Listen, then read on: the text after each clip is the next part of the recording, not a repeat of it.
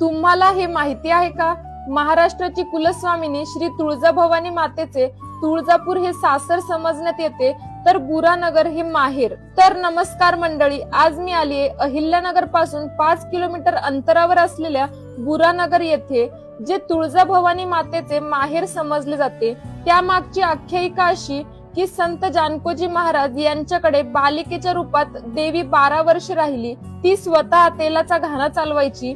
नंतर देवीने जानकोजींना स्वप्नात दृष्टांत देऊन पलंग पालखी घेऊन तुळजापूरला येत जा असे सांगितले. तेव्हापासून जानकोजी पलंग व पालखी घेऊन तुळजापूरला जाऊ लागले आणि ती प्रथा आजही चालू आहे. तुळजापूरला होणाऱ्या विजयादशमीच्या उत्सवात पहाटे देवीची मूळ मूर्ती पालखीत घालून मंदिराला एक प्रदक्षिणा घातली जाते व नंतर मूर्ती पलंगावर ठेवली जाते. अनेक वर्षांची परंपरा लाभलेल्या या सासर माहेरच्या नात्याची नाळ आजही तुटलेली नाही, हे विशेष. नवरात्र जवळ येत आहे, त्यामुळे व्हिडिओ सेव्ह आणि शेअर करायला विसरू नका.